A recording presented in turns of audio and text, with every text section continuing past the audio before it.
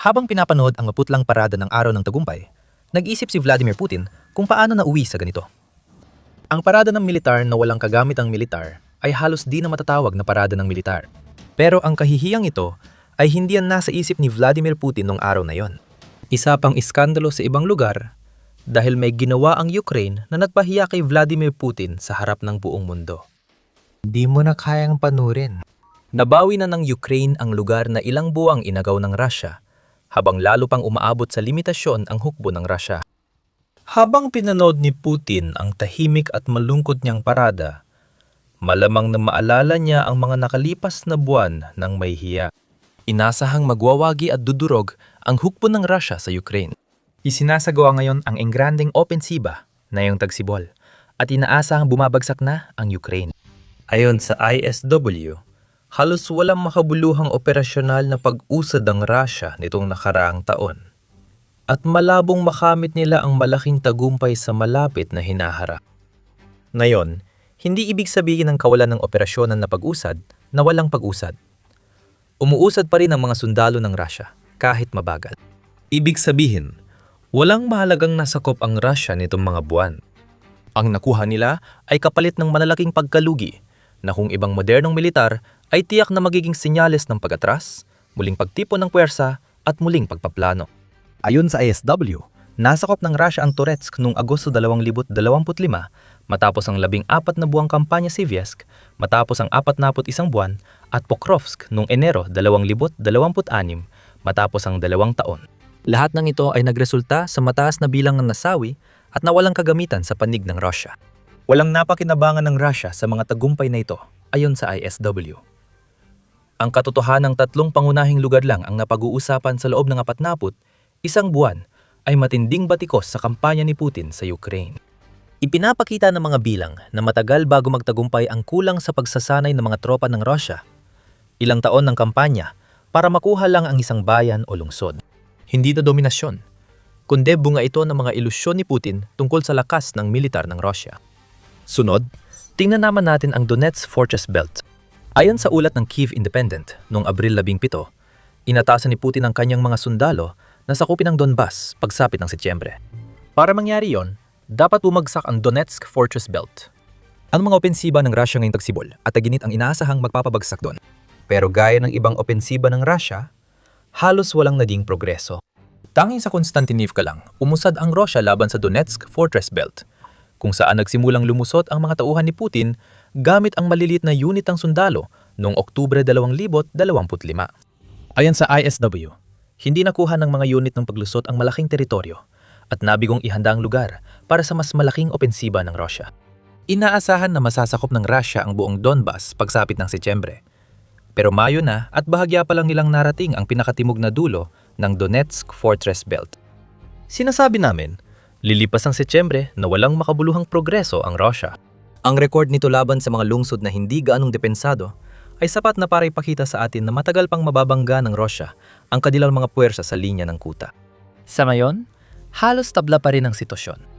Lalong napapahiya si Putin dahil sa mga huling buwan ng kanyang paglusob, hindi lang depensa ng Ukraine ang humahadlang sa kanyang mga puwersa. Ang tunay na problema ni Putin ay habang nangyayari ito, nakakaabante ang Ukraine. Manatili kayo sa amin at ipapaliwanag pa namin ng mas detalyado. Sa ngayon, habang nakatayo si Putin at pinapanood ang kaawa-awang parada ng Russia para sa Araw ng Tagumpay, inisip niyang baka sapat na ang tigil putukan na idineklara niya para sa espesyal na araw na yon upang mapigilan ang kanyang kahihiyan. Kahit man lang sa loob ng ilang oras, pero nagkamali si Putin. Ang desperasyon ng Russia at di umano'y pagpapatuloy ng pakikipaglaban ng Ukraine sa sarili niyang idineklarang tigil putukan ang nagwakas sa mga pag-asa. Kahit bumagal ang operasyon ayon sa ISW, habang umiiral ang tigil putukan, nagpatuloy pa rin ang labanan. Agad nagparata ng Russia sa Ukraine. Sabi ng ISW, iginiit ng Russia na nilabag ng Ukraine ang tigil putukan ng 8,970 beses. Ang bilang na yon ay hinati sa 7,100 at 51 na pag-atake gamit ang drone, 1,100 at 73 na pag-atake gamit ang artilyera, mortar at multiple launch rocket system, at 12 na pag-atake sa lupa. Walang masyadong karapatan ng Russia magsalita rito. Naglunsad ito ng airstrike sa Ukraine bandang alas 6 ng gabi noong Mayo 8, gamit ang Iskander-M missile at 43 drone. Hindi rin malinaw kung tumuli pa ang pag-atake. Lampas sa ating gabi ng Maya Siyam ayon sa ISW. Ganito ang resulta ng padalos-dalos at hindi malinaw na tigil putukan para lang protektahan ang parada mo, Putin. Lalo kang napapahiya habang sinisiraan mo ang Ukraine sa umano'y paglabag nila sa tigil putukan. Ihambing natin ang huminang kampanya ng Russia kamakailan sa ginagawa ng Ukraine. Sa Disyembre, hirap pa rin ang Russia sa sakupin ng Bukrovsk matapos ang halos 2 taong labanan. Sa panahong iyon, sinabi ng mga general ni Putin na tuluyan ang nasakop ng Russia ang lungsod ng Kupiansk sa hilagang rehiyon ng Kharkiv ng Ukraine. Sana naging mahalagang tagumpay yon sa operasyon.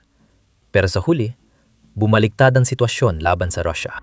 Noong kalagitnaan ng Disyembre, nagkontra-atake ang Ukraine na nagpalaya sa karamihan ng Kupiansk.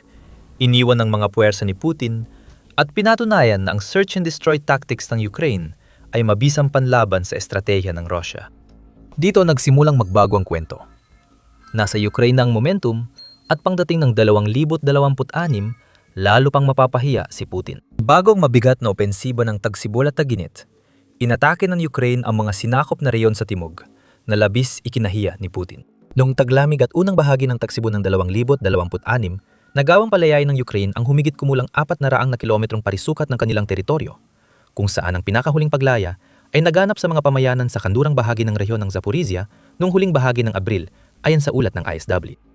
Paulit-ulit na sumasalpok ang mga sundalong Ruso sa Donetsk Fortress Belt, ngunit hindi ito mabante kaya nakakaroon ng pagkakatigilan. Sa hilagang bahagi, naging epektibo ang kontra-attack ng Ukraine sa timog, kaya noong Abril 2026 unang beses mula Agosto 2024 na nagkaroon ng netong pagkawala ng teritoryo ang Russia. Sa buwan na yon, nitong nadagdagan ng 100 at 16 kilometro kwadrado ang Ukraine ayon sa United 24 Media. Ang huling pagkakataon na may nangyaring katulad nito ay nung nadlunsad ng kontra-inbasyon ang mga puwersa ng Ukraine sa rehiyon ng Kursk ng Rusya, na inabot ng ilang buwan sa Rusya at ayon sa Ukraine, higit 63,000 sundalo ang nawala sa kanila bago nila ito nabawi. Sunod-sunod na kahihiyan ang naranasan ni Putin. Pero sandali lang, nananatili pa ring problema ang Kursk para sa presidente ng Russia. Mukhang hindi pa rin malaya sa tropang Ukrainian ang lugar na yon. Ayon yan sa Commander-in-Chief ng Sandatahang Lakas ng Ukraine, si Oleksandr Siersky, na nagsabi noong Mayo, 8 na aktibo pa rin ang mga sundalong Ukrainian sa rehiyon ng Kursk. Sa kabila ng patuloy na presyon mula sa kalaban, patuloy na ginagampanan ng mga mandirigmang Ukrainian ang kanilang mga tungkulin sa teritoryo ng Russia. Nanatili pa rin ang ating presensya sa rehiyon ng Kursk, ayon kay Siersky. Linawin natin, Putin. Sa nakaraang 6 na buwan, tanging sa Pokrovsk lang nagtagumpay ang Russia. At ito ay matapos ang 2 taong kampanya na umubos ng 10,000 sundalong Ruso. Inilunsad na ang malalaking opensiba ng Tagsibol at Taginit, pero halos walang progreso laban sa Donetsk Fortress Belt. Nawawalan ng teritoryo ang Russia dahil sa kontra-atake ng Ukraine. Kaya nagkaroon ng netong tagumpay ang Ukraine. Kahit sa Kursk na akala ng Russia ay kontrolado na, patuloy pa rin ang kilos ng mga sundalong Ukrainian. Pumipihit na laban sa Russia ang sitwasyon. Nangyayari ito sa harap ng mundo. Ang Victory Day Parade ay para ipakita ang lakas ng Russia at ganun na ang kinalabasan ng edisyon ng 2026. Habang si Vladimir Putin ay gumugol ng 45 minuto sa panonood ng pinakamaikling parada na inilunsad ng Russia sa mga nakaraang taon, mapapansin niyang halos walang makitang kagamitang militar na ipinakita. Mataas ang panganib ng pag-atake ng Ukraine, kaya kailangan ng Russia ang mga kagamitan sa loob ng Ukraine para doon masira ng mga drone ng Ukraine. 10 world leaders lang ang dumalo sa espesyal na araw ni Putin ayon sa ulat ng The New Voice of Ukraine, na mas konti kaysa sa kalahati ng dumalo noong 2025. Hindi nagpakita ang mga pinakamakapangyarihang kaalyado ni Putin tulad ni Xi Jinping ng Sina. Hindi nagpadala ng delegasyon si Xi kay Putin. Dagdag pa, napilitan ng Russia na iparada ang mga sundalo mula Hilagang Korea. Oo, ang parada ay pagpapakita ng kapangyarihan ng Rusya, pero hindi sa paraang gusto ni Putin. Habang nanonood si Putin, leader ng Russia, na namumula ang mukha habang walang kaanong nangyayari noong 9 ng Mayo, ang tanging nagawa niya ay pagnilayan ang mga kahihiyan ng mga nakaraang buwan. Dapat mabilis sanang makakuha ng teritoryo ang Russia, pero Ukraine ang umaangat. Paano ito nangyayari? Iyan lang ang tanong na pwede tanong ni Putin sa sarili niya ngayon. At maraming dahilan kung bakit napapahiya siya sa mundo. Pero bago natin talakayin ang mga salik na yon, isang mabilis na paalala lang na pinapanood mo ang The Military Show. Kung hindi ka pa nakakapag-subscribe, Ngayon na ang tamang panahon para pindutin ang button para hindi mo ma-miss ang aming mga video. Sunod-sunod na kamalasan ang tumama sa Russia nitong mga buwan. Simula sa isyung nagdulot ng counter-offensive ng Ukraine na labis na nagpagpahiya sa kanila. Problema sa komunikasyon ng militar ng Russia. Noong unang bahagi ng 2026 ginawa ng SpaceX, ang matagal nang dapat na desisyong putulin ng access ng Russia sa Starlink. Matagal nang gumagamit ang Russia ng iligal na terminal para sa internet at komunikasyon mula sa kalawakan. Pero nang gumawa ng whitelist na tanging mga lehitimong terminal ng Ukraine lang ang pinapagana, natapos ito. Sa loob lamang ng ilang oras, nagkagulo ang komunikasyon ng Russia sa buong front dahil hindi makontak ng mga command post ang mga sundalo at nagsimulang bumagsak ang depensa ng Russia sa timog. Kaagad pagkatapos nito, napilitan ang mga komandante ng Russia na gumamit ng mga luma at hindi na napapanahong mapa na nagpapakita ng maling impormasyon tungkol sa kanilang mga tagumpay, habang ipinapadala ang mga sundalo sa front ng walang tunay na koordinasyon. Sinundan nito ni Putin ng mas bobo pang desisyon na higpitan ng paggamit ng Telegram, lalong pinapalala ang problema sa komunikasyon.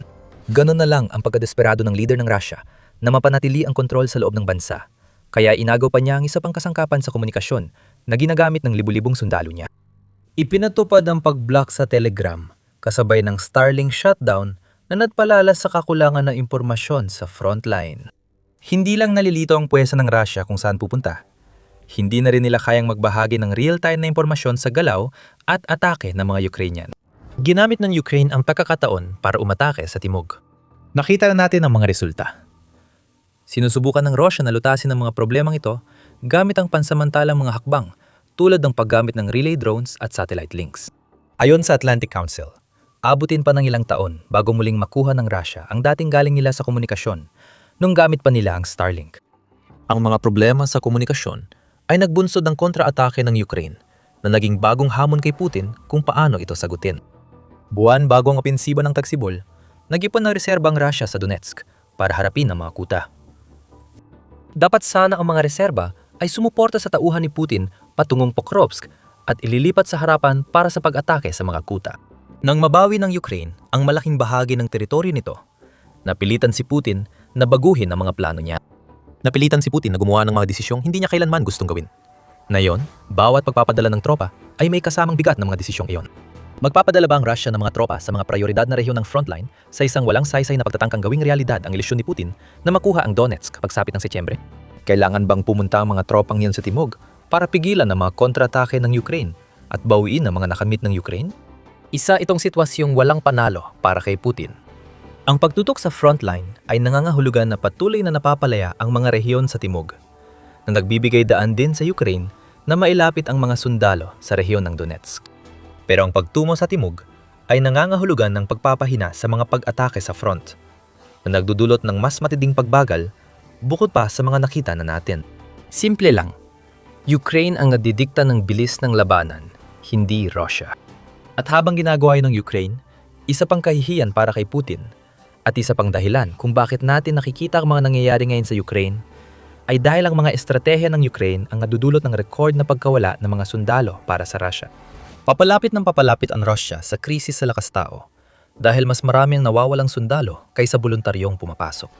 Noong Marso, 2026 iniulat ng Ukraine ang 35,000 kaswalti sa puwersa ng Russia na kinumpirma ng kanilang mga drone operator.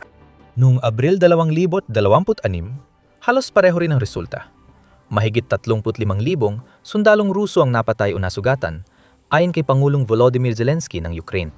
Lumalampas na sa 1,000 kada araw ang kaswalti ng Russia at inaasahang tataas pa pagtaginit. At sinusubukan ng Russia na maglunsad pa ng mas maraming pag-atake sa kabila ng lahat ng problema nito sa komunikasyon at ang sapilitang paghahati ng kanilang atensyon. Ang isang problema ay nagpapalala ng isa pa. At pagdating sa mga kaswalti, hindi rin natin maaring baliwalain kung anong ibig sabihin nito para sa mga pag-atake ng Russia sa unahan. Layunin ni Putin na umatake, kumuha ng teritoryo at panatilihin ito ng mga sundalo habang hinihintay ang dagdag na puwersa para sa susunod na paglusob. Wala sa mga iyon ang mangyayari kung ang mga tropa ng Russia ay dinudurog sa bilis na lampas sa dating record. Mas tumatagal na bago makuha ng Russia kahit maliit na teritoryo. Noong unang bahagi ng Abril, sinabi ni Pavlo Palisa, Deputy Head ng Presidential Office ng Ukraine, na nawawala ng Russia ng 316 sundalo kada kilometro kwadrado na nakukuha nila sa Donetsk. Hindi kakayanin ng Russia ang ganitong pagkalugi at hindi pa ito bumabagal. Habang hirap ang Russia sa pagre-recruit, patuloy namang nakakapatay ang Ukraine. Noong Mayo 9, nawala ng Russia ng 1,080 sundalo na nagdala ng kanilang kabuuang kaswalti sa mahigit 1,300,000 at 40,000 mula nang sinimulan ni Putin ang pananakop. Kasabay ng tao, mabilis ding nauubos ang gamit ng Rusya. 82 artillery system, 1 armored vehicles at higit 300 at 70 karaniwang sasakyan at fuel truck ang nawasak sa ilalim ng putok ng Ukrainians sa parehong araw. Walang espesyal sa mga numerong ito. Karaniwang araw lang para sa militar ng Russia ang Mayo 9 at nakakahiya na yon para kay Putin. Isinusugal niya ang buong henerasyon ng mga Ruso, pero halos wala siyang nakukuhang kapalit sa usaping operasyon militar. Dahil sa paralisan ng komunikasyon, hawak ng Ukraine ang labanan at record na bilang ng mga kaswalti ang patuloy na nadaragdag na papahiya kay Putin. Ayon sa ISW, kasama rin dito ang pinaigting na kampanya ng Ukraine gamit ang medium-range na drone. Ang pinaigting na kampanya ng Ukraine ng mga mid-range strike laban sa mga logistika, kagamit ang militar at tauhan ng Russia, simula pa noong unang bahagi ng 2026 ay nagdulot din ng paghina sa kakayahan ng mga puwersa ng Russia na magsagawa ng opensibang operasyon sa buong teatro, ayon sa ulat ng ISW tungkol sa kalagayan ng opensiba ng Russia. Sa katunayan, dinoble ng Ukraine ang bilang ng mga mid-range strike nito noong Abril kumpara noong Marso. Ang mga pag-ataking drone na ito, higit 20 kilometrong layo, ay napapahina sa malapit na likurang bahagi ng Rusya. At ano ang nasa likurang bahagi na iyon? Ang mga logistics na binanggit ng ISW, mga command post na nahihirapan na magbigay ng mga utos, mga air defense na nagbabantay sa pagtitipon ng mga tropa, at dapat pumigil sa mga drone ng Ukraine na makatama sa mga target. Lahat ng iyon ay bumabagsak dahil sa lalong umiigting na medium range na kampanya ng Ukraine. At yan ang epekto na nakikita natin ngayon sa harapan. Siyempre, ang mga puwersa ni Putin ay nabaon sa isang pagkakabalaho sa Donetsk. Wala silang suporta dahil pinapasabog ang lahat ng iyon sa likuran nila. At kahit na pinaigting ng Ukraine ang kanilang mga pag-atake sa gitnang distansya, hindi rin sila bumabagal sa malayong labanan. Ang mismong Russia ay tinatamaan ng kasing tindi ng mga teritoryong sinakop ng Russia sa Ukraine at ang pangunahing focus ay nasa langis. Ang lawak ang problema ng Russia rito. Ang Ukraine ay mula sa pagpapalipad ng humigit kumulang 1,000 drone papuntang Russia noong Agosto. 2,024 naging mga 7,000 na ito. Pagsapit ng Marso, 2,026. Paulit-ulit na pag-atake sa mga oil refinery at export hub ang nagpapahirap kay Putin na may bentang langis ng Russia at maghatid ng fuel at mga produktong petrolyo sa mga tropa sa Ukraine. Malinaw ang mga resulta dito. Mas mababang kita mula sa bentahan ng langis at gas ay nangangahulugan ng mas kaunting pera ang pumapasok sa pondo ng digmaan ng Russia. Kapag nade-delay o nasisira ang padala ng gasolina at langis sa unahan, nawawala ng mahalagang gamit ang mga sundalong Ruso para magawa ang utos ng kanilang pinuno. Kagaya ng nabanggit, ito ay samut-saring problema. At lahat ng ito ay nagsasama-sama at kadalasan ay napapalakas pa sa isa't isa upang mabuo ang sitwasyong nakikita natin ngayon. Nasa Ukraine ang lahat ng momentum at mas kontrolado nila ang sitwasyon kaysa sa inaasahan ni Putin. Kaya naman, napapahiya si Putin. Ang kanyang makapangyariang hukbo ay hindi na ibigay ang alinman sa mga ipinangako niyang kayang gawin ito sa buong mundo. Ang pahayag na makuhang Donetsk pagsapit ng Setyembre ay mukhang katawa-tawa na para kay Putin. Ayon kay Zelensky, sinabi ng Pangulo ng Ukraine na kailangan ng Russia ng hanggang 1,000,000 sundalo para mapabagsak ang linya ng mga kuta. Mas marami pa ito kaysa sa aktibong sundalo na karamihan sa militar sa mundo, bukod sa ilan. Nais-akripisyo na ni Putin ang dami ng sundalo at kagamitang katumbas ng ilang hukbo para marating ng Russia ang kinalalagyan nito ngayon. Ang dagdag na 1,000,000 para makuha ang Donetsk ay mapapalala sa kahihiyan at magiging sakuna. Alam ba talaga ni Putin ang lahat ng ito? Kung oo, dapat siyang lubos na mahiya. Parang sobrang balot na siya sa sarili niyang ilusyon. Kaya di na siya tinatablan ng kahihiyan. Patuloy lang niyang isinasalang sa katayan ang mga tauhan niya habang hinihiya ang bansa niya sa buong mundo. Ang hirap panurin. Isang sinasabing military superpower ang nabubunyag araw-araw sa Ukraine. Ang 45 minutong Victory Day Parade habang nawawalan ng teritoryo at lakas ang Russia ay naging isang monumento ng kabiguan ni Putin. Baka hindi niya alam, pero ang mabibigat na mga larawang kuha sa parada na yon ang maaring maging pamana ni Putin.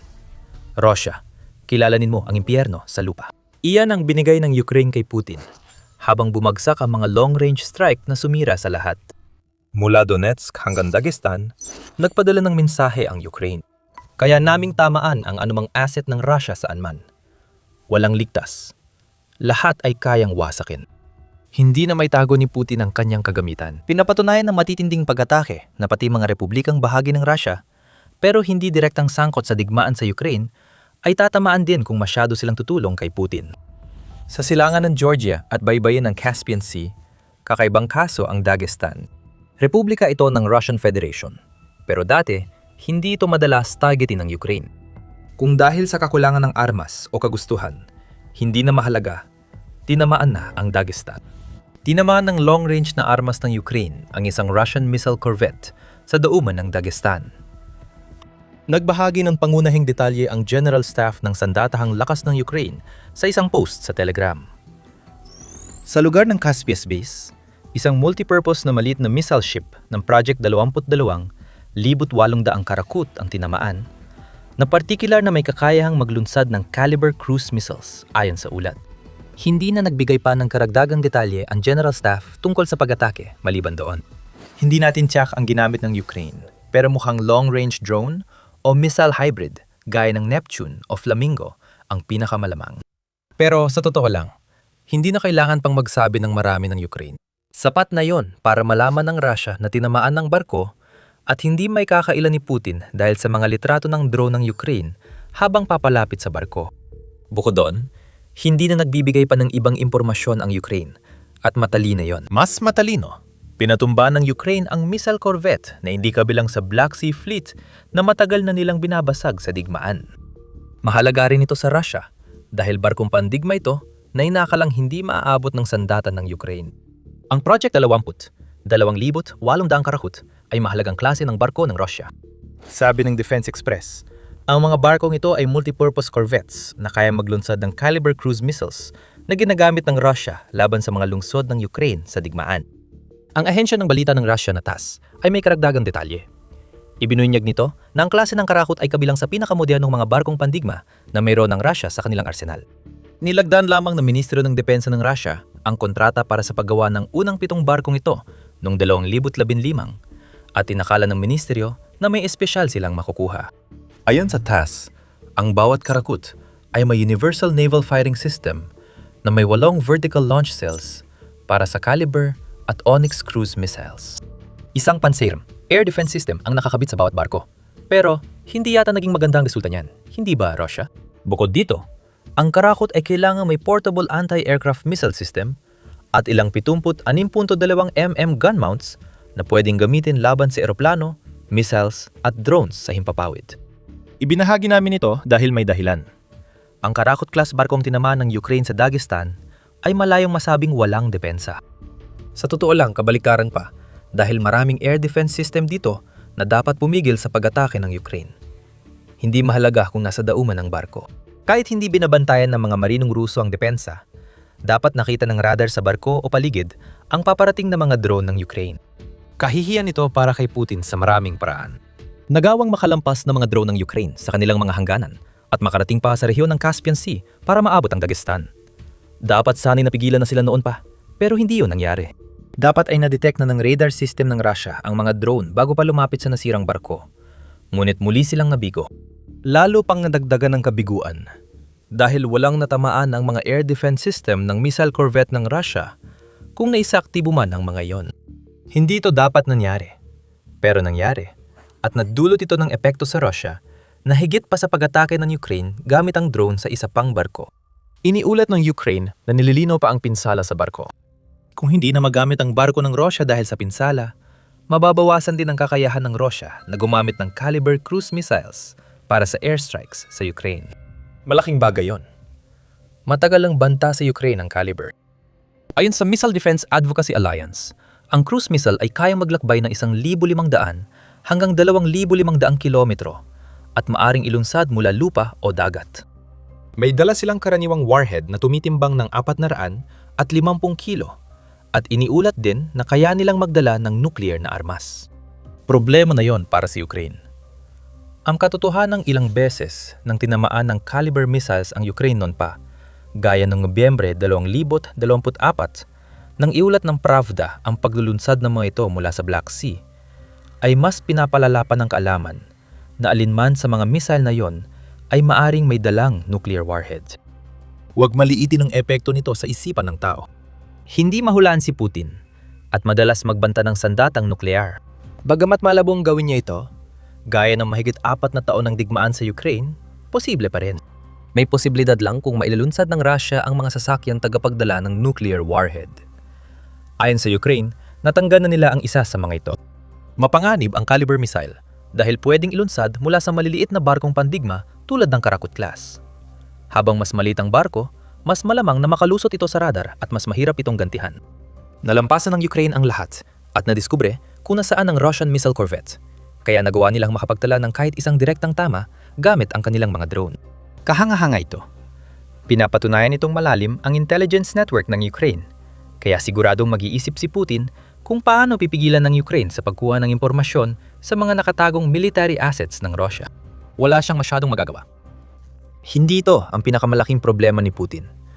Kahit kahanga-hanga ang pag-atake ng Ukraine sa Dagestan, mas malaki ang isyong hindi niya inaasahan. Ang labanan sa dagat sa pagitan ng Russia at Ukraine ay papasok sa isang mas madilim na bagong yugto mula sa pananaw ng Russia. Ibig sabihin, hindi lang Black Sea ang dapat alalahanin ng Russia. Kasama na ang Caspian Sea sa usapan. At ito pa lang ang simula. Nagbabago ng lahat sa larangan ng digmaang pandagat at ang pag-ataking ito ay isa lang na halimbawa. At ang ganitong mga bagay ang dahilan kung bakit namin ginagawa ang The Military Show. Para tuklasin kung paano talaga gumagalaw ang kapangyarihan at kung paano nagbabago ang mga larangan ng labanan kapag may bagong teknolohiya na lumilitaw. Kung bago ka pa lang sa channel, pindutin mong subscribe para hindi mo mapalampas ang kahit isang video namin. Hindi naging maganda ang naging laban ng Russia kontra Ukraine sa larangan ng dagat. Nang ilunsad ni Putin ang kanyang pagsalakay, inaasahang magiging saklaw ng Russia ang Black Sea. Madaling isipin yon. Inaasahang maghahari ang nakakatakot na Black Sea Fleet sa dagat, lalo na't walang totoong hukbong dagat ang Ukraine na makakalaban. Ngayong 2026, alam nating hindi yun nangyari.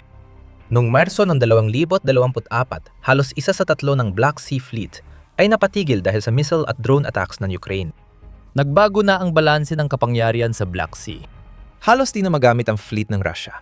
At wala na halos itong magawa, kundi maglunsad ng mga pag-atake gamit ang missile matapos umatras mula sa punong himpilan nito sa Sevastopol patungong Novorossiysk. Hindi ligtas ang Black Sea, pero hindi na rin ito ang daan na inaakalang makapagbibigay ng panalo sa digmaan mula sa ilegal na inokupahang Crimea papuntang Ukraine na akala ng marami. Gayunpaman, kayang harapin ni Putin ang pagkawala ng kapangyarihan sa Black Sea.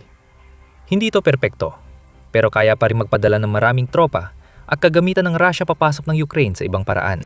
Kahit binabanatan ng Black Sea Fleet, maaring isipin ni Putin na hindi aatakehin ng Ukraine ang mga barko sa labas ng Black Sea. Nagbabago na lahat? Malaking problema ito kay Putin.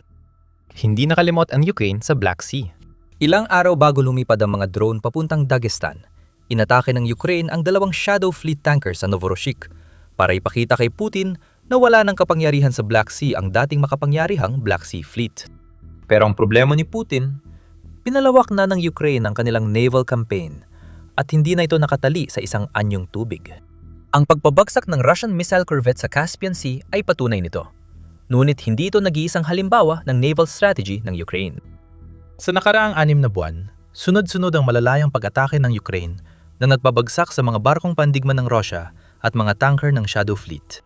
Noong Disyembre, unang nagtagumpay ang Ukraine laban sa tanker ng Russia sa Mediterranean Sea, malubang napinsalang Kendil sa pag-ataking mahigit 2,000 kilometro mula Ukraine. Noong Marso, inakusahan ng Russia ang mga drone ng Ukraine na pinalubog ang isang LNG tanker sa Mediterranean. Natamaan ang Arctic Metagas sa pagitan ng Libya at Malta. Maraming balita nagtayo ang Ukraine ng ilang base sa Libya para harangin ang mga plano ni Putin sa Mediterranean bilang ligtas na daanan ng kanyang mga shadow ship. Noong Mayo, 3 tinamaan ng airstrike ng Ukraine sa Primorsk Port, Leningrad, ang isang barkong misil na Karakuk class ng Russia, patrol boat at Shadow Fleet tanker. Daungan yon sa Baltic Sea. Kaya makikita na pinalalawak ng Ukraine ang saklaw nito sa silangan at kanluran. Sanay tayong pag-usapan ang Ukraine na sumisira ng mga barko. Pero di namin inasahan na maguulat kami ng ganito na karamihan ay tungkol sa mga sasakyang pandagat sa labas ng Black Sea. Hindi rin ito inasahan ni Putin. At mahirap pa rin sa kanya tanggapin na naging makapangyarihan ng Ukraine na kayang umatake mga barkong Ruso sa loob ng 2,000 kilometro mula sa mismong larangan ng digmaan. At kung minsan ay mas malayo pa ng digmaang siya ang nagpasimula. Wala nang ligtas na barko ng Russia ngayon. Kahit wala pang drone ng Ukraine na kayang umatake ng barko, nagtayo na ito ng mga base sa ibang bansa para mapaiksi ang distansyang kailangang liparin ng kanilang mga drone. Nakikita natin ngayon ang malayong kampanya ng Ukraine habang nangyayari ito. Ang bansang dati ay maliit lang. Pagdating sa malalayong atake gamit ang drone, na yon ay nakakasabay na sa bawat hakbang ng Russia. Naabot na ang pagkakapantay-pantay. Ngayon, ang Ukraine na ang nangguna. Pero bago natin ito talakayin ng mas malalim, hindi mo naman siguro inisip na tumigil ng Ukraine matapos nilang pabagsakin ang isang missile corvette sa Dagestan, hindi ba? Siyempre, marami pang nakahanda ang Ukraine. Naging tampok na ng mga malalayuang pag-atake ng Ukraine ang pagsira ng maraming target sa loob lamang ng isang gabi. Nahati ang focus ng Ukraine sa Dagestan at gitnang bahagi ng sinakop na teritoryo. Sa Luhansk, bahagi ng Donbas, at halos naagaw na ng Russia mula sa Ukraine, nagliparan ang mga drone. Direktang tinaman ng mga piloto ng Ukraine ang command post ng Russia sa Sosnivka na magpapahina sa kakayahan ni Putin na itulak ang tropa mula Luhansk patungong Donbas. Magpapatuloy pa rin ang mga pag-atake kahit na napatumba na ang command post na yon. Hindi iniintindi ni Putin ang mga sundalong pinapadala niya sa kamatayan. Pero nagiging magulo ang mga atake nila, kaya madali silang matalo sa mga lugar sa Ukraine na maraming drone. Sa Luhansk, winasak ng Ukraine ang imbakan ng bala sa Kalmakivka at imbakan sa Smoleninovo. Hindi natin alam kung anong laman ng pasilidad na yon, pero malamang na mga supply yon na sumusuporta sa lohistika at mga linya ng supply ng Russia sa unahan. Malamang na naglalaman ng imbakan ng bala ng mga artillery shell na ginagamit ng Russia para bombahin ang mga posisyon ng Ukraine bilang bahagi ng kanilang mga pag-atake. Magandang balita ito para sa mga tauhan ni Putin sa Luhansk front. Wasak na ang mga command post at wala nang bala o supply para makaganti sa Ukraine. Siguro ang magagawa na lang nila ay sumugod sa kill zone. Alam na ng lahat ang magiging resulta nun. Kasunod ng sunod-sunod na malalakas na atake sa Donbas, tinarget ng Ukraine ang Donetsk. Malapit sa Yasna, winasak ng mga medium-range drone ng Ukraine ang command at control point ng mga drone operator ng Russia. Nakakatawa ang irony nito. Ang pagsira sa isang drone command post gamit ang mismong uri ng sandata na kinokontrol ng mga tao sa posteng yon ay isang uri ng paghihiganting atake na siguradong susuportahan ng lahat sa Ukraine. At para masigurado, nagsagawa rin ng Ukraine ng isang atake laban sa kumpol ng mga tauhan ng Russia sa lugar ng Dasova sa Donetsk, pati na rin sa rehiyon ng Zaporizhia. Kahit papano, may natira pang ilang sundalo sa Luhansk para sa kanilang mga pag-atake. Sa ibang bahagi ng Donbas, mismong mga sundalo nang natatamaan bago pa man sila makalapit sa harapan ng labanan. Binubugbugog na ang likuran ni Putin matapos tamaan ng missile corvette niya at puno ng bakas ng Ukrainian drone ang mga sinakop nilang teritoryo. Sumisimbolo ito sa bagong paraan ng Ukranya sa malayang labanan noong 2026 na matinding nakapinsala sa Russia. Matagal nang ginagawa ng Ukraine ang malalayang pag-atake gamit ang drone at missile laban sa Russia at mga sinakop nitong lugar. Ang pag-abot ng Ukraine hanggang Dagestan at Dagat Mediterranean ay bagong aspeto, pinapalala pa ng sunod-sunod na pag-atake na hanggang 2026 ay Russia lang ang tila kayang magsagawa. Pinalawak ng Ukraine ang operasyon at mas marami ng malalayong armas na hindi na gaanong umaasa sa teknolohiya ng kanluran. Huwag ninyo kaming maintindihan ng mali. Patuloy pa ring tumatanggap at masayang ginagamit ng Ukraine ang Storm Shadow at Atakams kapag may pagkakataon. Ang bagong henerasyon ng mid-range drones ay ginagawang posible ang mga pag-ataking tulad ng sa Donbas. Ang pinalakas na produksyon ng mga drone at misil ay nangangahulugan na kaya na ngayong palawakin ng Ukraine ang sakop nito, lalo na sa kanilang kampanya sa dagat sa mga lugar na lampas pa sa inaakala ng kahit sino na posible. Ayon kay David Kirichenko ng Forbes, posibleng matukoy ng lumalawak na kakayahan ng Ukraine ang susunod na yugto ng digmaan habang nagpapatuloy ang 2026. Mahirap din kontrahin ito. Itinuro niya na ang Flamingo drone missile hybrid ng Ukraine ay eksaktong tumama na sa maraming target sa layong hanggang 1,000 at 400 kilometro noong Marso at mas lumalalim pa mula noon. Ang mga dating long-range strike gamit ang maliliit at mahinang drone ay ngayon ay malalalim ng pag-atake gamit ang mas malalaking drone na may daan-daang kilong pampasabog. Natutuhan yon ng barkong pandigma ng Rusya sa Dagestan sa masakit na paraan. At ang pagpapalakas ng Ukraine ng kanilang pangmalayuang estratehiya ay napapakita sa atin na tinitingnan ng bansa na ang mga precision strike sa malapit at malayong likuran ang magiging mapagpasya sa digmaan. Kaya naman nakikita natin ang uri ng tuloy-tuloy na kampanya na nagreresulta sa paggawa ng Ukraine ng mga bagay tulad ng pagsira ng barkong pandigma sa Dagestan habang tinatamaan din ang mga target sa sarili nitong mga okupadong teritoryo. Palakasin at dalasan ang pagtama sa Russia para unti-unting magkabitak. Malinaw na ang mga gantimpalang militar at psikolohikal na yon.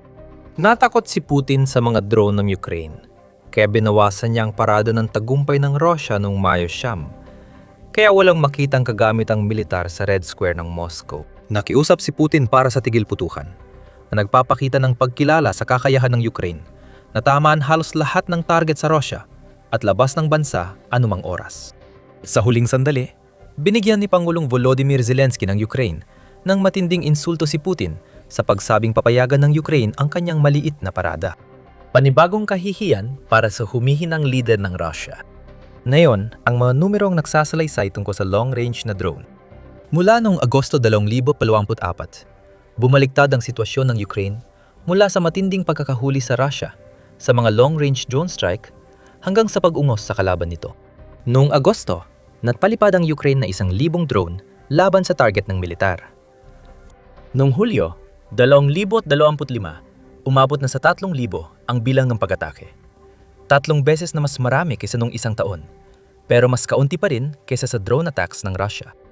Pagsapit noong Marso 2026, Ukraine naman ang biglang nangguna. Iniulat ng Russia na nakapagpabagsak sila ng 7,347 drones noong Marso, habang sinabi ng Ukraine na hinarap nila ang 6,462 na drone ng Russia sa parehong panahon. Malaking pagbabago ito, na nagpapakita na mas malaki, mas maganda, at mas malakas na ngayon ang malayuang kampanya ng Ukraine. Ngayon, umaabot na sa Dagestan at Donetsk ang mga drone ng Ukraine. At hindi lang basta lumilipad ang mga ito, tinatamaan pa nila ang kanilang mga target. Takot si Putin sa ibig sabihin niyan, kitang-kita sa parada ng tagumpay ng Mayo 9.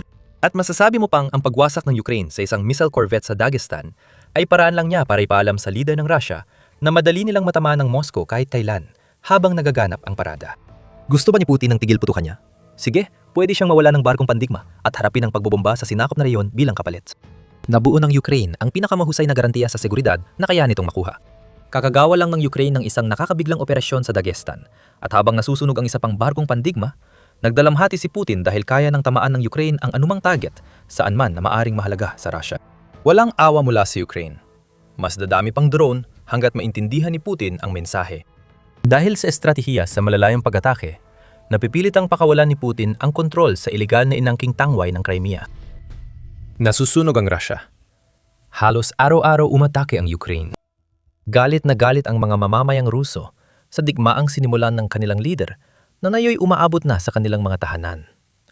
At anong ginagawa ni Putin? Nagtatago siya sa kanyang mga bunker habang unti-unting bumabagsak ang kanyang bansa sa paligid niya. Ngayon, nabubuhay na sa takot si Putin at nararapat lang yon.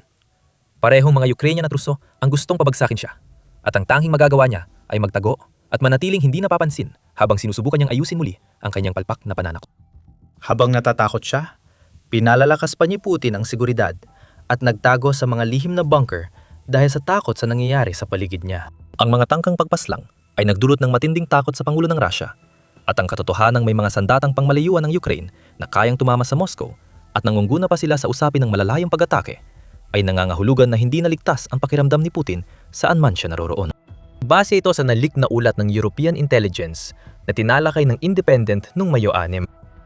Ayon sa ulat, ang leader ng Russia ay labis na nag-aalala sa kanyang kaligtasan, kaya't halos palagi siyang natatago sa isang bunker sa Krasnodar. Hindi nabanggit sa ulat ang pagkakatulad kay Hitler sa huling araw niya, pero nakikita natin ang similarities. Katulad na nangyari bago bumagsak ang mga Nazi, kung saan si Hitler ay ginugol ang kanyang mga huling buwan sa pagsasalita tungkol sa tagumpay habang nagtatago sa lugar na akala niya ay ligtas siya.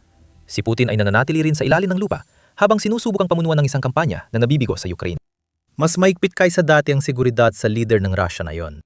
Hindi makakalapit kay Putin ang sinuman nang hindi dumadaan sa FSO screening. Ang mga kusinero, listratista at maging ang mismong mga bodyguard na inatasang protektahan si Putin kapalit man ng sarili nilang buo ay dumadaan sa matinding pagsusuri. Ngayon, kung nagtatrabaho ka kay Putin, kalimutan mo na ang iyong dating pribadong buhay. Kinukuha ang mga telepono ng tauhan ni Putin at pinapalitan ng bunker-safe na teleponong walang internet. Kahit sa kanyang mga malalapit na tao, ginagawa ni Putin ang lahat ng kanyang makakaya para pigilan ang komunikasyon. Maaring isipin ng ilan na ang internet ang pinakamalaking kaaway ni Putin. lalo na dahil sa ulat na pinatitigil niyang access ng mga Ruso sa Telegram. Dahil sa ginawa niya, mas lumala ang galit ng kanyang mga kababayan. Babalikan natin yan mamaya. Ang ibang mahigpit na hakbang sa seguridad ay mas lantad at saklaw ang buong Russia. Noong Mayo 5, iniulat ng The Guardian na balak ng Russia isara ang mga paliparan sa Moscow at putulin ang mobile internet bago ang parada ng Araw ng Tagumpay bilang paggunita sa tagumpay ng Soviet Union laban sa Nazi Germany. Parang palpak ang parada na yon. Nagdeklara si Putin ng tigil putukan noong Mayo 7 marahil upang protektahan ang sarili niya dahil kailangan niyang magpakita sa publiko. Hindi rin ipinakita ng Rusya ang kanyang mga kagamitang militar. Unang beses mula ng gawing tampok ni Putin sa Araw ng Tagumpay ang pagpaparada ng kagamitang militar noong 2008. Ang nakikita natin dito ay ginagawa ni Putin ang lahat ng kanyang makakaya para masigurong walang makakaabot sa kanya. At ang kombinasyon ng paranoia, desperasyon at takot ng lidan ng Rusya ay malinaw na ipinapakita ng katotohanang tinalikuran na niya maging ang isang bagay na dati niyang pinahahalagahan, ang kanyang mga tirahan. Ayon sa The Independent, tumigil na si Putin sa pagpunta sa mga maranyang bahay na itinayo niya sa Moscow at rehiyon ng Novgorod. Nagsimula ito ilang buwan na ang nakalipas matapos sabihin ng Rusya noong Disyembre na tinarget ng Ukraine ang isa sa mga bahay ni Putin gamit ang mga long-range drone. Itinanggi ng Ukraine ang pahayag. Sinabing propaganda lang ito ng Rusya para magpakita ng simpatya kay Putin habang siya'y nagdududa sa lahat. Totoo man o hindi, naging sapat ang pag-atake para iwan ni Putin ang maranyang buhay at magtago ng buwan sa madidilim na bunker. Lumalabas lang kapag kailangan. Maliban na lang kung gumagamit din siya ng mga body double. Sinabi ni Sir Richard Dearlove, dating pinuno ng MI6 ng UK, noong Enero na sigurado siyang ginagamit ni Putin ang taktikang ito para iwasan ang pampublikong paglabas. Mas okay, pangmamatay ang doble kaysa siya mismo. Kung pag-uusapan ng mga malalakas na tao, ang matakot at magtago ay ang huling bagay na iisipin mong gagawin ng isang taong may ganoong reputasyon. Pero ginagawa ito ni Putin at isa ang malaking tanong ng lahat. Bakit? Ang simpleng sagot ay takot. Pero mas malalim pa roon ang dahilan. Takot na takot si Putin sa lahat, mula sa Ukraine hanggang sa sarili niyang mga tao. Habang ang nakakatakot na sitwasyong nilikha niya sa sarili niyang isipan ay lalong lumalala sa bawat insidente na kahit kaunti lang ay nagpapahiwatig na siya ay nasa panganib. Magsisimula tayo sa naging mitsa ng lahat ng ito, mga asasinyasyon. Kamakailan, maraming mahahalagang personalidad sa Russia ang namatay o nasugatan sa malulupit na insidente. Ngayon, hindi si Putin ang naguutos na itulak ang mga tao palabas ng bintana. Ang mga kaalyado at kasabwat ay sunod-sunod na namamatay sa paligid ng lider ng Russia. Noong Pebrero, binaril ng hindi kilalang salarin si Vladimir Alexeyev, Deputy Head ng Russian Military Intelligence. Isang tao na inaasahang may mata sa lahat ng dako ay nabigong makita ang banta na diretsong papalapit sa kanya. Ang pag-atake kay Alexeyev ay kabilang sa pinakabagong serye ng asasinasyon o tangkang pagpatay sa mga pangunahing personalidad ng Rusya. Laging sinisisi ng Rusya ang Ukraine sa mga ito. Kadalasan, tahimik lang ang Ukraine. Pero matagal na nating napapansin ang ganitong mga pangyayari. Noong 2024 na sawi, si Teniente General Igor Kirillov, pinuno ng puwersa ng depensang radiological, chemical at biological ng Rusya, nang sumabog ang scooter na may bomba sa labas ng kanyang apartment sa Moscow. Pero pinakamahalaga sa mga asasinasyong ito, at posibleng dahilan kaya nagtago si Putin, ay nangyari noong Disyembre 2025. Namatay si Teniente General Vanil Savrov sa isang bombang itinanim sa ilalim ng isang sasakyan. Dati siyang pinuno ng Operational Training Department ng hukbong sandatahan ng Russia. Si Savrov ay namatay matapos ilang oras sa ospital dahil sa mga sugat. Tulad na nangyari kay Kirillov, alam ng gumawa ng asasinasyon na ito kung saan matatagpuan si Savrov, at nagawa nilang makapasok ng malalim sa Moscow upang isagawa ang kanilang pag-atake. At ganoon na lang, ang isang lalaki na itinuturing na bayani ng digmaan ng lahat sa Russia, kabilang na si Putin, dahil sa kanyang mga ginawa sa mga digmaan sa Chechnya at Syria, ay naging abo na lamang. Hindi aksidente na sinundan ng pinaigting na seguridad ni Putin ang pagkamatay ni Savrov. Naging babala kay Putin ang kotse bomba sa Moscow, may pakita na wala ng ligtas na lugar. Paano muling magpapakita si Putin sa kabisera ng Russia nang walang sobrang higpit na seguridad? Kahit kaunting senyales ng kahinaan ay pwedeng maglabas ng mamamatay tao mula sa dilim. Kaya mas pinili ni Putin na manatiling nakatago.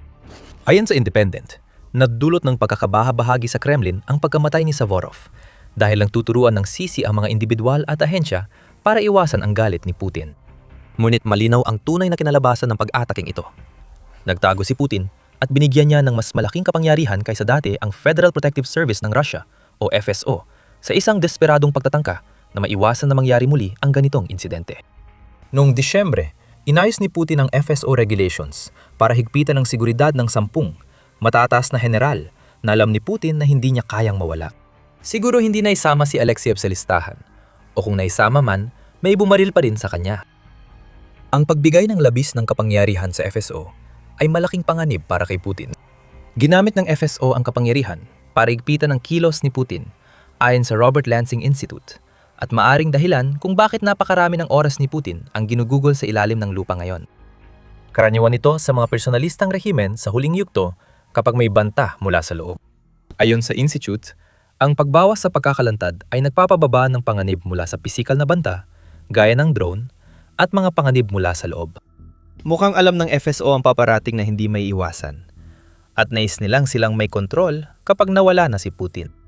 Sabi ng mga naniniwala sa tsura ng sabuatan, gusto ng FSO na palakihin ang kawalan ng tiwala na kita sa politika ng Russia. Habang problema pa ito kay Putin, hindi natin dapat balewalain ang pisikal na banta sa kanyang rehimen. Ang mga drone ng Ukraine ay kasing delikado sa ere, gaya ng mga mamamatay tao sa dilim. Bago tayo mag-umpisa, ito ang The Military Show, kung saan buong larawan, hindi lang balita, ang aming pinapakita. Pindutin ang subscribe para laging updated. Noong Mayo 4, nagpalipad ang Ukraine ng drone na tumago sa depensa ng Moscow at direktang tinamaan ang Mosfilm Tower. Walang nasawi o nasugatan sa pag-atake at di pa tiyak kung ang gusali ang target ng Ukraine. Pero ang katotohanan nangyari, ang pag-ataking ito wala pang 1 linggo bago ang Victory Day Parade at 3 kilometro lang mula sa Defense Ministry ng Russia ay nagpadala ng malinaw na mensahe kay Putin. Kayang tamaan ng Ukraine ang Moscow. Hindi ka ligtas sa sarili mong kabisera. Takot na takot si Putin sa mga drone ng Ukraine at dapat lang siya matakot. Kamakailan, nagsagawa ang Ukraine ng tuloy-tuloy na long-range campaign para ipakita kay Pangulong Putin ng Russia na kaya nilang umatake ng mas malalim, madalas, at mas matindi. Sobrang tindi na ng kampanya ng Ukraine sa malalayang pag-atake, kaya halos wala ng ligtas na lugar para kay Putin sa Russia. Hindi na ligtas kahit saan siya pumunta, lalo na dahil sa pagdami ng mga drone nitong mga taon. Ayon sa United, 44 media noong Agosto, 2024, naglunsad ang Ukraine ng higit 1,000 drone laban sa militar ng Rusya. Sa Hulyo, 2025, triple ng bilang nito. Noong Marso 2026 kinumpirma ng Air Force ng Ukraine at Defense Ministry ng Russia na naglunsad ang Ukraine ng halos 7,000 long-range drone at missile sa mga target sa kailaliman ng Russia. Hindi ito pagpapatindi para lang sa pagpapatindi. Sa 7,000 pag-atake sa isang buwan, nalampasan ng Ukraine ang pinakamataas na bilang ng Russia. Hindi lang dami kundi, pati lalim ang kinatatakutan ni Putin. Ayon kay Robert Brovdy, commander ng Unmanned Systems ng Ukraine, hindi naligtas ang mga lugar na hanggang 2,000 kilometro sa loob ng Russia mula sa bagong long-range drone at drone missile hybrids ng Ukraine. Alam ng Russia na hindi nagyayabang ang Ukraine. Noong gabi ng Mayo 5, inilabas ng Russia ang air raid alert, mahigit 2,000 kilometro mula sa hangganan ng Ukraine matapos magpadalang Ukraine ng mga drone sa hindi bababa sa 18 rehiyon ng Russia. Kinumpirma ng alerto ang saklaw na binanggit ni Brovdy. Pinatutunayan ng mga nasusunog na oil refinery at winasak na infrastrukturang militar sa Russia na nagagawa ng mga drone ng Ukraine na makapinsala at makalusot ng mas malalim kaysa inaasahan ni Putin. Sa militar, binabago ng lalim ng mga pag-atake ng drone ng Ukraine ang maraming bagay para sa Russia. Kailangang ilihis ang langis habang winawasak ng Ukraine ang mga sentro ng pag-export at pinapahirap para sa Russia na maghatid ng gasolina sa kanilang mga sundalo sa mga unahang linya. Pinakanakakasira ang psikolohikal na epekto, lalo na kay Putin. Ginamit ng leader ng Russia ang pananakop para ipakitang hindi kayang saktan ng Ukraine ang Russia. Walang armas ang Ukraine, at kahit meron, masyadong malaki ang Russia para matamaan ang mga totoong target. Bumagsak na ang kwentong iyon. Alam ito ng mga tao sa Russia. Sa kabila ng kontrol ni Putin sa internet at impormasyon, hindi may tago ang tunog ng air raid sirena, usok sa hangin, at pagsasara ng mga paliparan. Mas malayo nang naabot ng mga drone ng Ukraine, at alam ni Putin ang panganib nito. Nagtatatago si Putin sa mga bunker dahil takot siyang matukoy ng Ukraine ang kinaroroonan niya at atakihin ng mga drone. Halos inamin na rin ito mismo ni Putin, kahit nasa pamamagitan ng isa sa kanyang mga tao-tauhan. Sabi ni Dmitry Peskov, tagapagsalita ng Kremlin, pinagtingang seguridad kay Putin dahil sa asasinasyon at tagumpay ng mga drone ng Ukraine sa pag-atake sa loob ng Russia. Dahil sa banta ng terorismo, ginagawa ang lahat para mabawasan ng panganib, ayon kay Peskov. Dahil sa diumanay banta ng terorismo, inilipat ng Russia mula Mayo 2023 hanggang Disyembre 2025 ang maraming mga sistemang pangdepensa sa himpapawid na Pantsir S-1 at S-400 sa mga bahay ni Putin sa Moscow at Novgorod. Hindi na sapat para kay Putin ang isakripisyo ang sarili niyang mga sundalo at ang mga pangangailangan ng mga ito para sa sariling proteksyon. Nagkubli siya sa ilalim ng lupa dahil hindi siya tiwala sa air defense laban sa armas ng Ukraine. Tama siya. Paulit-ulit nang pinatunayan ito ng Ukraine sa kanilang mga pag-atake sa mga sistemang ito. Nasusunog ang Russia habang nagtatago si Putin. Ang totoong problema na hindi aminin ng Kremlin ay hindi lang mga assassin at drone ng Ukraine ang kinatatakutan ni Putin. Sa mahigit 4 na taong digmaan na dapat ilang araw lang, unti-unting tumatalikod ang mga Ruso kay Putin, kaya mas natatakot siya ngayon sa banta mula sa loob kaysa sa Ukraine. Kita na natin ngayon ang lantad na pamtutol mula sa mga propagandistang dati tagapagkalat ng mensahe ni Putin ukol sa digmaan. Isa sa malalakas at bagong anti-Putin na boses ay si Ilya Rumezlo, isang abogado at dating maasahang maka-Kremlin na operatiba na kamakailan nang nagbago ng panig. Noong Marso, nagpost si Rumezlo ng sanaysay sa kanyang Telegram na may 70,000 followers na pinamagatang 5 dahilan kung bakit ako tumigil sa pagsuporta kay Vladimir Putin. Kinondena ni Rumezlo ang Pangulo ng Russia bilang hindi lehitimo at nagsasagawa ng nabigong digmaan. Lubusan ang kinorap ng kapangyarihan si Putin at hindi na ito mababawi, ayon kay Rumezlo, ang 42 taong gulang na abogado at ayon sa Washington Post, inilantad ng pagbabago ang hidwaan ng mga makapangyarihan sa Russia. Tumugon si Putin sa lahat ng ito sa pamamagitan ng pagpapasok kay Rumezlo sa isang psychiatrikong ospital. Nakalaya na si Rumezlo at tinutuloy ang kampanya laban kay Putin. Isa si Rumezlo sa mga kilalang Z-blogger ng Russia na nagsisimulang tumalikod sa leader nila. Ang mga vlogger na matagal nang nagpo-promote ng pro-digmang pananaw para kay Putin sa Telegram ay napapansin na tumatalikod na ang opinyon ng publiko sa kanilang leader. Sumasabay sila sa agos at ngayon lang nilalabas ang totoong opinyon nila kay Putin. Si Rybar, isang kilalang Z-blogger, ay nagsabing walang patutunguhan ang digmaan sa Ukraine at binatikos ang mga komandanteng nagtatago ng pagkatalo kay Putin at mga opisyal na nagnanakaw sa mga sundalo ng Russia. Mas lumilinaw ang mga dahilan ng paghihigpit ni Putin sa Telegram. Kapansin-pansin na, nitong mga buwan ay dumami ang sentimyentong laban kay Putin mula sa mga inaasahang tapat sa Kremlin. Nagiging mas kumpiyansa na ang mga pangunahing influencer sa pagbibigay ng opinyon at pagpapakita kay Putin ng kanilang hindi pagkasaya sa kanyang pamumuno. Mangyayari kaya yon kung hindi nakakulong si Putin sa bunker at hiwalay sa realidad ng Russia? Mahirap isipin na mangyayari yon. Kasabay ng lantad na galit ng mga dating tapat kay Putin, bumabagsak din ang approval ratings niya. Ayon sa pollster ng Estadong Ruso na VTSC-IOM, bumaba sa 65.6% ang approval ratings ni Putin nung linggong nagtatapos noong Abril 19. Ito na ang ikapitong sunod na linggo at ika-12 sa huling 14 na linggo na ito ay bumaba. Ito na ang pinakamalalaking pagbagsak ng public approval na naranasan ni Putin mula noong 2018 nung nireforma ng Russia ang kanilang pension system at malinaw ang mensaheng ipinadala nito kay Putin. Hindi masaya ang mga tao ng Russia. Ayon sa Moscow Times sa kanilang Telegram, ang resulta ay ilalatala sana noong Mayo 1. Ngunit hindi ito natuloy. Marahil dahil holiday ang Mayo 1. Ngunit hindi rin inilabas ng VTS-IOM ang pinakabagong resulta noong Mayo 4, isang araw ng trabaho. May manipulasyon sa mga resulta rito. Malinaw na palatandaan na dapat mag-alala si Putin. Kung ang kanyang approval ratings ay sobrang baba na kailangan pa niyang di umano, utusan ang kanyang mga kasamahan na pigilan ang paglabas ng mga rating na yon ng isang linggo. Para mapakialaman, ibig sabihin ay talagang nasa huling yugto na si Putin ng kanyang diktadura. Nagtatatago siya tulad ni Hitler noong huling buwan niya. Sinisikap pa rin kontrolin ni Putin ang naratibo tungkol sa kanya kahit bumabagsak na ang mga ito. Hayagang kinamumuhian na ngayon si Putin ng dati niyang taga-suporta at may usap-usapang kudeta laban sa kanya. Mas mahina na ngayon si Putin kaysa dati sa 26 na taon niyang pamumuno sa tuktok ng politika sa Rusya. Alam niya ito. At ayon sa Times, mas nag-aalala si Putin na may planong alisin siya ng mga miyembro ng elite pampolitika ng Rusya. Ayon sa ulat, posibleng kasama sa plano ang pagpaslang kay Putin gamit ang drone. Ibig sabihin, dapat ding mag-alala si Putin sa mga lumilipad na banta mula sa loob mismo ng Rusya, pati mula sa Ukraine. Hindi rin makakatulong kay Putin ang pag-atake ng US kay Ayatollah Ali Khomeini gamit ang bunker-busting bomb sa unang araw ng Operation Epic Fury sa Iran. Ipinakita ng pag-ataking yun sa kanya na maaring alam ng mga opisyal ng dayuhang intelihensya kung nasaan siya kahit gaano pa siya magtago. Si Putin ay dating malakas, ngunit na parang dagang nakakulong na lang.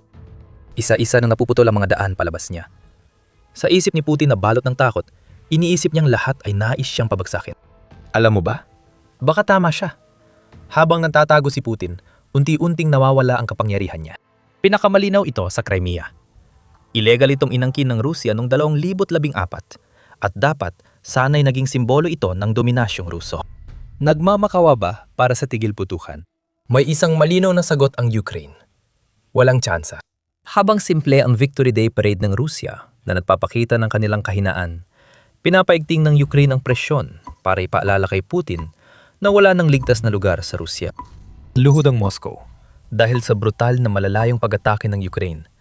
Patunay na kaya ng Ukraine na tumama ng malalim sa loob ng Rusya sa tinding kinatatakutan ni Putin. Noong ika-7 ng Mayo, kumalat ang balita na nagawa ng mga drone operator ng Ukraine ang isa sa pinakakahanga-hanga nilang pag-atake laban sa Rusya. Isang pangkat ng 300 at 47 na mga drone ang bumagsak sa teritoryo ng Rusya. Tinarget halos lahat ng mahalagang rehiyon ng Rusya. Kabilang na ang pinakamahalaga sa lahat, ang Moscow. Naganap ang pag-atake ilang araw bago ang Grand Victory Day Parade ng Rusya na nagsilbing babala kay Putin na kayang tamaan ng Ukraine ang parada anumang oras. Mamaya natin tatalakayin ang tinamaan ng Ukraine. Mahalaga rin ang mensahe tulad ng mismong pag-atake. Ang ginawa lang ng Ukraine ay inilantad ang katotohanan na target ang Moscow kahit sa panahong mas mahigpit pa ang seguridad kaysa dati. Inurong na ang mga depensang panghimpapawid at ginagawa ni Putin ang lahat para mapigilan ang drone ng Ukraine. Pero wala sa mga ito ang gumagana. Patuloy lang na lumalalim ang pag-atake ng Ukraine. Malawakang inatake ng Ukraine kagabi ang ilang pasilidad militar sa Russia. Kabilang ang logistics complex malapit sa Moscow. Unang nagbalita ang Exila Nova Plus Telegram channel na maglabas ito ng video ng usok mula sa pasilidad ng produksyon at lohistika ng NARA sa Narofominsk, Timog Kanluran ng Moscow. Ayon sa Kyiv Post, ang malaking pasilidad na pinapatakbo ng Russian Defense Ministry ay sumasakop sa 0.77 milyang kwadrado at pangunahing imbakan ng mga kargamentong militar na ipapadala ng Russia sa mga sandatang lakas nito sa Ukraine. Hindi pa doon natapos ang Ukraine. Moscow ang pangunahing target. Pero hindi lang ito ang tinamaan nung gabi bago Mayo 7. Nagbahagi si Excelenova Plus ng ilan pang mga video kung saan ang isa ay mula sa rehiyon ng Bryansk sa Russia na nagpapakita kung paano tumama ng ilang beses ang mga drone ng Ukraine sa pamamagitan ng pag-iwas sa bumabagsak na air defense ng Russia. Tinarget ng Ukraine ang 20 rehiyon sa Russia sa malawakang pag-atake, kabilang ang Samara, Tula, Tver at Rostov Oblasts. Nagkaroon din ng pag-atake sa okupadong Crimea at mga lugar sa Black, Caspian at Azov Seas. Galit na galit ang Rusya. Agad silang nagpropaganda laban sa Ukraine. Tinawag itong teroristang aksyon, lalo na tinarget ng Ukraine ang kabisera ng Russia. Ang kapal niyan sa ilang dahilan. Hindi naman tinamaan ng Ukraine ang mga gusaling tirahan sa Moscow. Tinarget nito ang pasilidad militar na nagsusupply sa tropang Ruso. Hindi yun terorismo, kundi pagtatanggol sa sarili laban sa mananakop. Walang saysayang sigaw ng terorismo ng Russia dahil si Putin mismo ang nagpapautos ng halos araw-araw na drone strikes sa mga lungsod ng Ukraine kasama ang Kyiv. Isang araw bago inilunsad ng Ukraine ang bagong drone swarm, tumama ang drone ng Russia sa isang kindergarten sa Ukraine na bahagi ng mga pag-atake na pumatay sa mahigit 24 na sibilyan. Sa sitwasyon ito, ang tanging terorista ay Russia. Sinusubukan ng Moscow malitin ang pag-atake ng Ukraine. Ayon kay Mayor Sergei Sobyanin ng Moscow, umanong napabagsak ng air defense ang 11 drone ng Ukraine at nagtatrabaho na ang emergency crew sa mga lugar na tinawag niyang binagsakan ng debris. Walang ulat sa matagumpay na pag-atake ng Ukraine sa Narofominsk, kahit may kumalat na video sa social media na nagpapakita ng usok mula sa lugar ng logistika. Mukhang mas gusto niyang ugaling nagbubulag-bulagan. Kung hindi mo pag-uusapan ng matagumpay na pag-atake laban sa Moscow, ibig sabihin ay hindi ito nangyari. Siguro, isa yon sa mga paraan para harapin ito. Pero hindi nito binabago ang katotohanang tinamaan ng mga drone ng Ukraine ang Moscow. Ngayon, ang mga drone na lumilipad papasok sa impapawid ng Moscow ay isa ng malaking problema para kay Putin. Tulad ng sinabi namin kanina, malinaw na ipinapadalang mensahe na kayang makarating ng mga drone ng Ukraine halos kahit saan nila kailangan sa loob ng Russia. At tatalakayin pa natin yan mamaya. Pero sa likod ng problemang ito ay may mas malaki pang issue. Nangyari lang ang ginawa ng Ukraine bago ang parada ng araw ng tagumpay ng Russia. Ang parada na dapat sana'y pagdiriwang ng tagumpay ng Soviet Union laban sa Nazi nung ikalawang digmaang pandaigdig ay tila anino na lang ngayon. Dapat ipagdiwang ang araw ng tagumpay sa buong Russia, lalo na sa Moscow. Kadalasan, ipinapakita ang kagamitang militar ng Russia habang si Putin ay bihirang lumabas at ipinagmamalaki niyang pinapanood ang parada ng mga sundalo at sasakyang bakal. Sa Mayusyam, walang mangyayaring tulad ng inaasahan natin sa araw ng tagumpay. Ayon sa Pravda, halos 1/4 ng mga kabisera ng rehiyon sa Russia ay hindi magdaraos ng parada o selebrasyon sa araw ng tagumpay. Sa 37 sa mga iyon, magsasagawa sila ng parada na walang gamit militar o may mahigpit na restriksyon, kaya halos di na ito selebrasyon. Kasama ang Moscow sa mga lugar na hindi magpapakita ng kagamitan. Sa unang pagkakataon, mula 2007 walang kagamit ang militar ng Russia, habang mapanglaw na dumaraan ang parada sa Red Square. At para lalong idiin na ang Victory Day ay hindi na araw ng selebrasyon, inutos din ni Putin na tuluyang patayin ang mobile internet at SMS services habang ginaganap ang okasyon. Hindi ito isang parada. Maagang prosesyon ito para sa desperadong leader ng Russia na alam niyang kuunti na lang ang oras niya. Ipinapakita nito ang desperasyon ni Putin na pigilan ang drone ng Ukraine na makapasok sa Moscow sa isang espesyal na araw para sa kanya. Kung walang target na militar, walang silbi magpadala ng drone. Pero pinalala pa ng Russia ang malinaw nitong pagpapakita ng kahinaan sa pamamagitan ng paghingi sa Ukraine na sumunod sa tigil putukan sa katapusan ng linggo kung kailan gaganapin ang araw ng tagumpay. Ang tigil putukan na iyon ay nakatakdang gawin sa pagitan ng Mayo 8 at 9 na naging dahilan para batikusin ng Ukraine ang Russia sa pagtatangkang gamitin ang araw ng tagumpay para magmukhang mabuti sa pamamagitan ng pagdeklara ng tigil putukan. Nagpanukala ang Ukraine ng sariling tigil putukan mula Mayo 5 hanggang Mayo 6. Mahuhulaan mo siguro ang ginawa ng Russia. Ilang oras matapos ipanukala ng Ukraine, ang tinawag ni Pangulong Volodymyr Zelensky na isang unilateral na katahimikan, umatake ang Russia. Mahigit 1,800 pag-atake ng Russia ang naitala sa Ukraine, habang may mungkahing tigil putukan, kaya idineklara ni Zelensky na tutugon ang Ukraine gaya ng ginawa ng Russia. Ang mga pag-atake noong Mayo, 7 sa Moscow at iba pang lugar ang unang beses na ipinamukha kay Putin ang sarili niyang ginagawa. Kailangang hintayin ang Mayo 8 at 9 para malaman kung susundin ng Ukraine ang tigil putukan na hinihiling ni Putin matapos hindi sundin ng Russia ang kahilingan ng Ukraine. Ipinapakita ng kilos ng Russia na ang tigil putukan ni Putin ay tahasang paraan para pigilan ang pag-atake ng Ukraine. Hindi ito tungkol sa paggalang sa araw ng tagumpay o sa pagtatangkang itulak ang proseso ng kapayapaan. Ang mga hinihingi ni Putin para sa tigil putukan at mga limitasyon sa parada sa Moscow ay dahil lang sa takot sa mga drone ng Ukraine. Ipinakita na ni Putin ang takot bago pa ang huling pag-atake ng Ukraine sa Moscow. Sa katunayan, ito na ang pangalawang pag-atake sa loob ng wala pang isang linggo na tumarget sa kabisera ng Russia. Pero bago natin pag-usapan yan, isang mabilis na paalala na pinapanood mo ang Military Show. Kung may natututunan ka mula sa aming channel, siguraduhin mag-subscribe ka para hindi mo ma-miss ang alinman sa aming uploads. 2 araw bago umatake ang Ukraine, may mga drone ang pumasok sa kabisera ng Russia. Isa sa mga drone na iyon ay tumama sa isang mamahaling apartment block sa isa sa pinakamaranging residential district sa Moscow.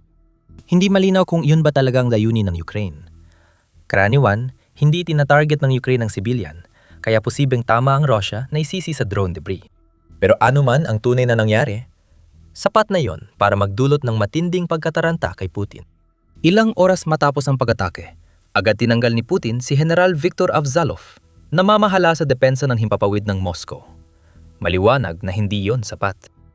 Pagkalipas ng 2 araw, muling nakalusot ang mga drone ng Ukraine sa Moscow at tumama sa mas mahalagang target kaysa noong Mayo 5. Ipinapakita ng mabilis na reaksyon ni Putin sa drone attacks ng Ukraine na siya'y nasa bingit, lalo na't lumalakas ang drone attacks ng Ukraine. Hindi lang basta nasa listahan ng Moscow, kundi abot na rin ito ng pinakabagong henerasyon ng mga long-range drone ng Ukraine, kaya't paulit-ulit na makapagpakawala ng mga pag-atake ang Kyiv. Wasak na ang mga plano ng Russia para sa Victory Day at matapos ipakitang ayaw nitong sundin ang kahilingan ng Ukraine para sa tigil putukan, siguradong nagdadalawang isip na si Putin at ang kanyang grupo kung itutuloy pa ang kanilang parada. Alam ng Ukraine ang pinsalang idinudulot nito sa pag-iisip ni Putin at masaya pa itong ipaalam sa leader ng Russia ang tungkol dito.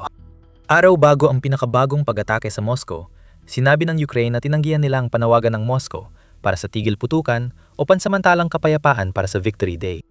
Isang hindi pinangalan ng opisyal na nakausap ng Kyiv Independent ang nagsabi, "Hindi namin nakikita ang dahilan para sundin ito para lang sa parada," na ang ibig sabihin ay pinaabot ng Ukraine kay Putin na hindi ito magpapaloko sa kahit anong pakana niya. May posibilidad bang may sumunod na pag-atake sa Moscow sa Mayo 9? Kung oo, malamang hindi nila tatamaan ang mismong parada dahil walang ipapakitang kagamitang militar. Nakakatuwang isipin na si Putin o ang bodyguard niya ay nanonood ng walang buhay na parada sa Moscow habang inaatake ng drone ng Ukraine ang mga pasilidad militar sa rehiyon ng Moscow. Sa kabila nito, pinapakita ng Russia ang kapangyarihan nila kahit tumindi na ang takot at paranoia ni Putin sa di pa natin naranasang antas. Matapos atakihin ng Ukraine ng Moscow, nagbabalang Russia sa mga banyagang embahada sa Kyiv na lumikas na ang kanilang mga tauhan. Bakit? Sabi ng Moscow, kung humatake ang Ukraine sa Russia sa araw ng tagumpay, tiyak na magsasagawa ang Russia ng mga ganting atake. Hindi ito simpleng lihim na mensahe. Naglabas ng video sa Telegram si Maria Zakharova, tagapagsalita ng Foreign Ministry ng Russia, para magbabala sa mga embahadang tinukoy. Ramdam ang pagiging katawa-tawa ng mga pangyayaring ito. Gumamit ang Russian Defense Ministry ng app na gustong ipagbawal ni Putin para magpadala ng mensahe sa mga taong di kasali sa digmaan. Sobrang taas ng pagkukunyari ng Russia. Pero ano pa bang aasahan mo mula sa isang bansa na pilit naghahanap ng kahit anong desperadong sagot para gamitin ang ginawa ng Ukraine nitong mga nakarang araw bilang patunay na kayang sirain ng mga drone nito ang parada ng Victory Day ng Russia kung gugustuhin ng Kyiv? Lahat ito tungkol sa takot na maantala ang Victory Day.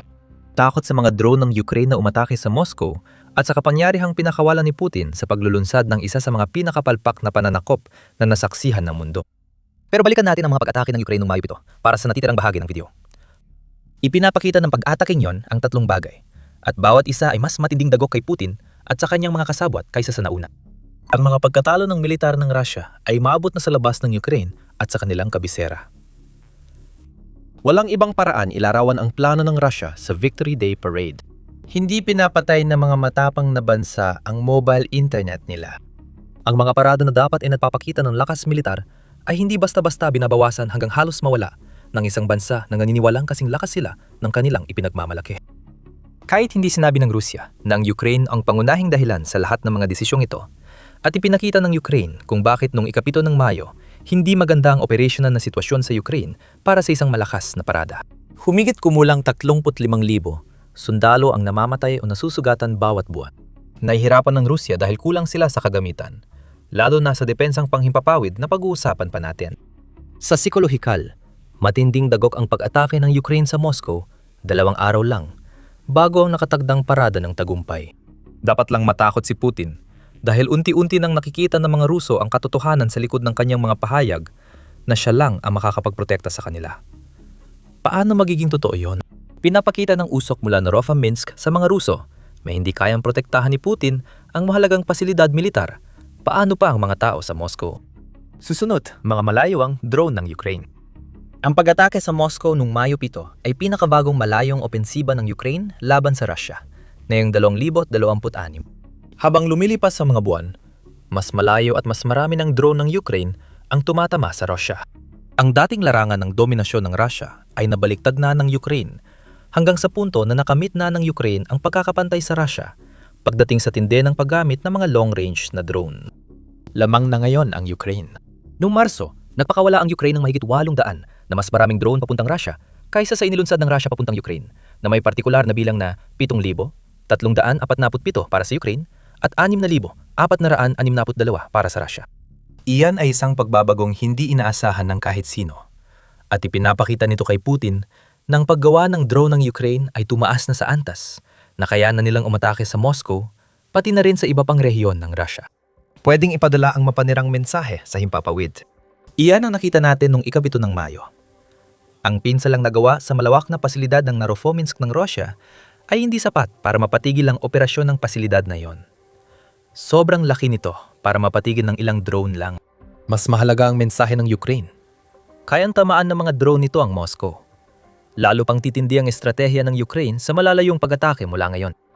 Ayon sa New Voice of Ukraine, mayroong 1,042 na kumpirmadong pag-atake ng Ukraine laban sa mga target ng Russia sa Crimea, sa 4 na silangang oblast na minomonitor, at sa mismong Russia mula Hulyo 2025 hanggang sa unang mga araw ng Abril 2026. Ang buwan ng talaan ng mga pag-ataking ito ay nagpapakita na umabot ito sa humigit kumulang 100 kada buwan mula Setyembre 2025 hanggang Pebrero 2026. Pagkatapos ay dumating ang Marso. Winasak ng Ukraine ang 200 at 88 na target nung buwan na yon, higit doble kumpara nung nakarang buwan. At sa unang 10 araw ng Abril, nakatama na ang Ukraine ng 79 na target. Pagsapit ng katapusan ng buwan, nadoble ng Ukraine ang bilang ng mga middle range na pag-atake na isinagawa nito noong Abril kumpara noong Marso. Isama ang long range na pag-atake sa Russia at makikita mong lumalakas ang kampanya bawat buwan. Mula, malinawang mensahe. Paparating na ang mga grupo ng drone. Malinaw na naitatag ng Ukraine ang isang linya ng produksyon na nagbibigay daan dito na atakihin ng Russia kahit kailan nito gusto. At ibig sabihin nito, hindi na magiging ligtas ang Moscow. Ngayong Victory Day, sinabi ng Ukraine na hindi ito susunod sa panawagan ni Putin ng tigil putukan. Pangatlo, ito ang pangunahing dahilan ng desperadong panawagan ng presidente ng Rusya. Sagad na ang depensa sa himpapawid ng Russia. Kung may pinakita man ang pag-atake ng Ukraine noong Mayo, pito ito ay nawala ang Moscow ng sapat na air defense na kailangan nito para may pagtanggol ng maayos ang sarili laban sa isang pag-atake ng Ukraine. Halos 350 drones ang inilunsad ng Ukraine noong Mayo 7. Ngunit ayon sa alkalde ng Moscow, 11 lang ang tumarget sa kabisera ng Russia at Karatig rehiyon. At sa mga yon, may ilan pa rin na malinaw na nakalusot papunta sa isang mahalagang pasilidad ng lohistika. Ito ay kabiguan para sa Russia at nagpapakita ng kawalang silbi ng pagsisikap ni Putin na protektahan ang pinakamahalagang lungsod ng bansa. Ayon sa Forbes, kulang ang Russia sa mga missile para sa air defense. Dahil sa pinalakas na kampanya ng Ukraine at mga pag-atake sa pabrika ng Russia na pumipigil sa produksyon ng depensa nilang missile. Ayon sa Forbes, ang natitirang meron ng Russia ay binabawi na para ipagtanggol ang Moscow. Sinang-ayunan ng United 24 Media ang pahayag. Noong Mayo 6, iniulat nitong nagdagdag ang Russia ng 40 air defense systems sa paligid ng kanilang kabisera bilang singsing na depensa. Hindi ito mga bagong sistema. Ayon sa ulat, inalis ng Russia ang mga ito sa ibang reyon na nagpapakitang inuunan ni Putin ang depensa ng Moscow. Panalo pa rin ng Ukraine. Pinatunayan ng Mayo 7 na hindi epektibo ang bagong depensa ni Putin. Kahit gumagana, napahina niya ang ibang rehiyon ng Russia kaya mas madali silang atakihin sa susunod. Baka ito ang mangyari sa May 9 kung umatake ang Ukraine. Maaring ligtas ang Moscow, pero pwedeng atakihin ng drone ang mga rehiyong nawalan ng air defenses, lalo na ang mga pasilidad ng militar at langis na dating binabantayan ng nailipat na depensa. Hindi lang kami ang nagsabi nito. Noong Mayo 6 ayon kay Zelensky, napansin din naming nagdadala ito ng bagong oportunidad para sa long-range na parusa. Itatakda ang mga prioridad natin. Kinukuha ng Russia sa isang bahagi para punan ang kakulangan sa iba. May limit lang kung hanggang kailan nila magagawa yon bago malinaw na target na ng Ukraine ang natitirang Russia. Para kay Putin, dapat niyang tanggapin ng malinaw at malakas na mensahe ng Ukraine ngayon. Kaya ng mga drone tamaan ng Moscow at halos lahat ng bahagi ng Russia. Ayon sa bagong tinig ng Ukraine noong Mayo 5, kayang maabot na yon ng mga drone ng Ukraine na may abot na lampas 1,000 milya ang mahigit 70% ng populasyon ng Russia. Ginagawa nila ito. At ito ang pangunahing nagdulot ng matinding takot kay Putin tungkol sa kapalaran ng Moscow. Sinusubukan ng Ukraine ang bagong long-range drone sa mga ataking mas malayo pa sa kabisera ng Russia.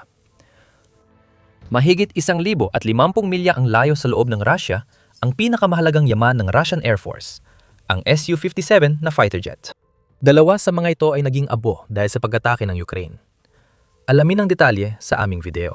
At kung nagustuhan mong video na ito, huwag kalimutang mag-subscribe sa The Military Show para makita pa ang iba pang balita tungkol sa mga pinakabagong kaganapan sa digmaan sa Ukraine. At maraming salamat, gaya ng dati, sa panonood.